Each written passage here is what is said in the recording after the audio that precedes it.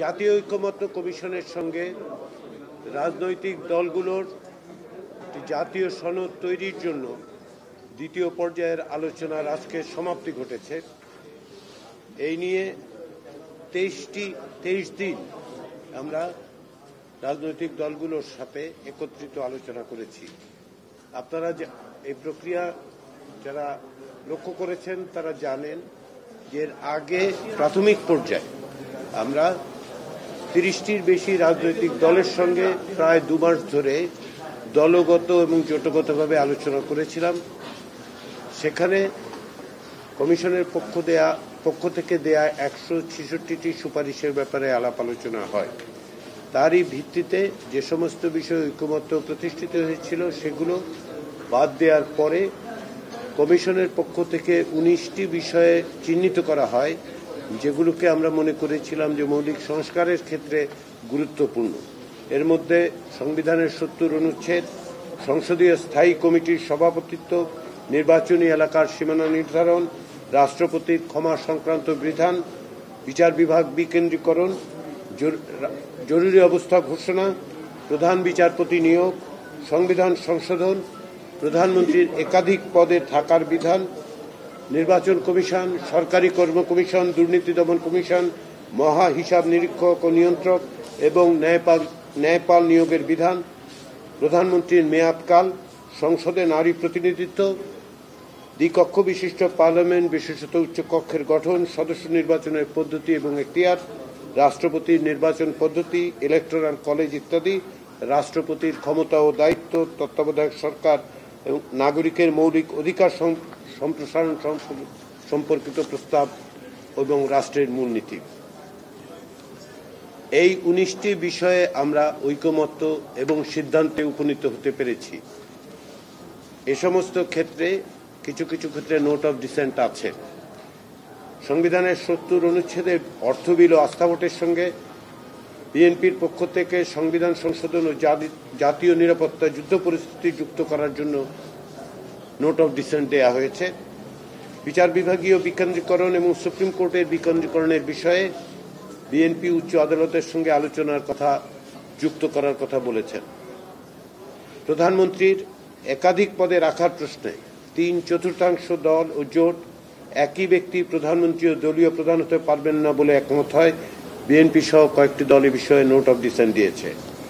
সরকারি কর্ম কমিশন, দুর্নীতি দমন কমিশন, মহা হিসাব নিরীক্ষক ও নিয়ন্ত্রক এবং ন্যায়পাল নিয়োগের বিধান সংবিধানে সংযোজন না করে সংশ্লিষ্ট আইনগুলোতে প্রয়োজনীয় সংশোধনের মাধ্যমে নিশ্চিত করার বিষয়ে মতামত প্রদান করে নোট অফ ডিসেন্ট দিয়েছে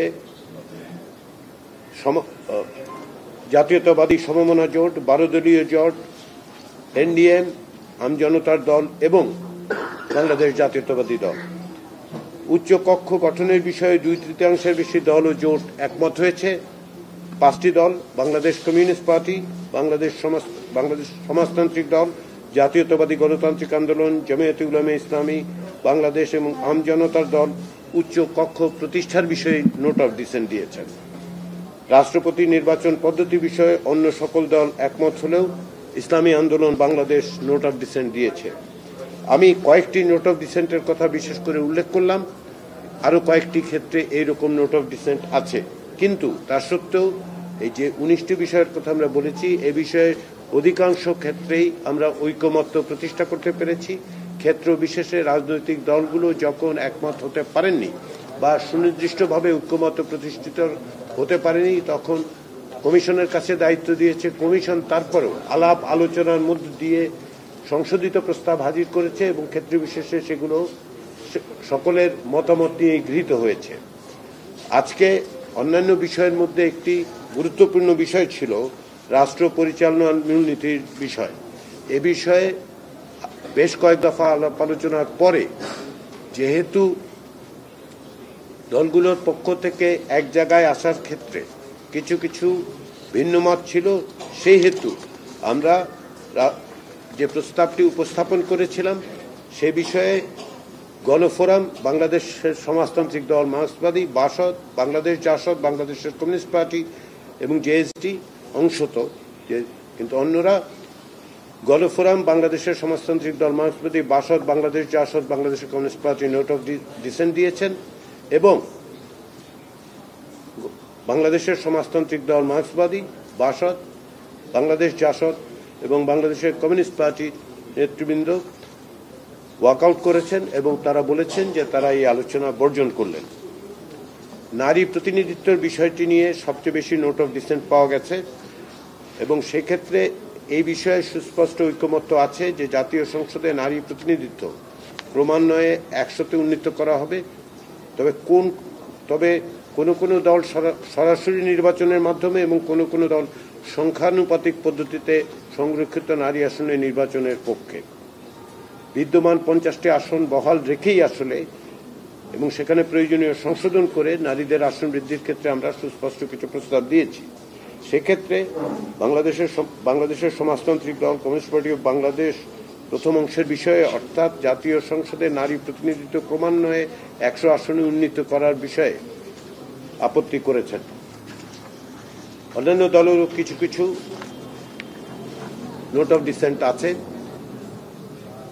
আমাদের পক্ষ থেকে এই আলোচনার মধ্য দিয়ে যে সমস্ত বিষয়ে ঐকমত্য তৈরি হয়েছে সেগুলোর সুনির্দিষ্ট প্রস্তাবগুলো প্রতিদিনই আমরা দিয়েছি। আজকে বেশ কয়েকটি বিষয় হয়েছে, আমরা আগামীকালের মধ্যে সেগুলির বিস্তারিত অবশ্যই আপনাদের কাছে পৌঁছে দেওয়ার ব্যবস্থা করব। ইতিমধ্যে আজকে রাতে যতটা সম্ভব আমরা এই টেক্সটগুলো পৌঁছানোর চেষ্টা করব আপনাদেরকে।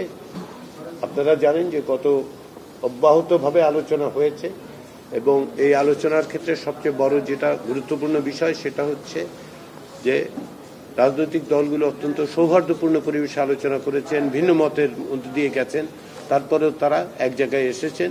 ক্ষেত্র বিশেষে নোট অফ ডিসেন্ট থাকলেও আমরা যেটা দেখতে পেয়েছি সেটা হচ্ছে ঐকমত্য প্রতিষ্ঠার ক্ষেত্রে এক ধরনের প্রচেষ্টা সকলেরই ছিল।